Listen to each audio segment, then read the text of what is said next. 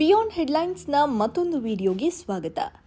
ಇದೇ ಜುಲೈ 1ರಿಂದ ಅಂದರೆ ಇವತ್ತಿನಿಂದ ಬೆಂಗಳೂರಿನ ನೈಸ್ ರಸ್ತೆಯ ಶುಲ್ಕವನ್ನು ಏರಿಸುವುದಕ್ಕೆ ಆ ರಸ್ತೆಯ ನಿರ್ಮಾತೃ ಸಂಸ್ಥೆ ನಂದಿ ಇನ್ಫ್ರಾಸ್ಟ್ರಕ್ಚರ್ ಸಂಸ್ಥೆ ತಿಳಿಸಿದೆ.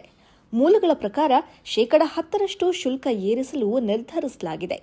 ಇದು ಸಾಮಾನ್ಯವಾಗಿ ಆಗೋ ವಾರ್ಷಿಕ ಪರಿಷ್ಕರಣೆಯಾಗಿದ್ದು, ಕಳೆದ ವರ್ಷ ಅಂದರೆ 2024ರ ಜುಲೈ 1ರಿಂದ ವಾರ್ಷಿಕವಾಗಿ ಪರಿಷ್ಕರಣೆ ಮಾಡಿ 10% ಶುಲ್ಕವನ್ನು ಏರಿಸಲಾಗಿತ್ತು. ಈ ವರ್ಷ ಮತ್ತೆ ಶುಲ್ಕ ಹೆಚ್ಚಿಸುವುದಕ್ಕೆ ನಿರ್ಧಾರ ಮಾಡಲಾಗಿದೆ. ಕಳೆದ ವರ್ಷ ಹೊಸೂರು ರಸ್ತೆಯಿಂದ ಬನ್ನೇರುಘಟ್ಟ ರಸ್ತೆವರೆಗೆ 8.74 ಕಿಲೋಮೀಟರ್ ವರೆಗಿನ ದೂರಕ್ಕೆ ಕಾರುಗಳಿಗೆ ₹50, ಬಸ್ಗಳಿಗೆ ₹145, ಟ್ರಕ್ಗಳಿಗೆ ₹100, ಲೈಟ್ ಕಮರ್ಷಿಯಲ್ ವಾಹನಗಳಿಗೆ ₹55, ಎಂಎವಿಗೆ ₹105 ಮತ್ತು ಬೈಕ್ಗಳಿಗೆ ₹25 ಶುಲ್ಕವನ್ನು ವಿಧಿಸಲಾಗಿತ್ತು. ಜೊತೆಗೆ ಬನ್ನೇರುಘಟ್ಟ ರಸ್ತೆಯಿಂದ ಕನಕಪುರ ರಸ್ತೆಯವರೆಗೆ 6.79 ಕಿಲೋಮೀಟರ್ ದೂರಕ್ಕೆ ಕಾರುಗಳಿಗೆ ₹40, ಬಸ್ಗಳಿಗೆ ₹115, ಟ್ರಕ್ಗಳಿಗೆ ₹75, ಎಲ್ಸಿವಿಗೆ ₹40, ಎಂಎವಿಗೆ ₹80 ಮತ್ತು ಬೈಕ್ಗಳಿಗೆ ₹15 ನಿಗದಿಪಡಿಸಲಾಗಿತ್ತು. ಕನಕಪುರ ರಸ್ತೆಯಿಂದ ಕ್ಲೋವರ್ ಲೀಫ್ ಜಂಕ್ಷನ್ವರೆಗೆ 4.34 ಕಿಲೋಮೀಟರ್ ದೂರಕ್ಕೆ ಕಾರುಗಳಿಗೆ ₹30, ಬಸ್ ₹75, ಟ್ರಕ್ ₹45, ಎಲ್ಸಿವಿಗೆ ₹30, ಎಂಎವಿಗೆ ₹45, ಬೈಕ್ಗೆ ₹10 ದರ ವಿಧಿಸಲಾಗಿತ್ತು.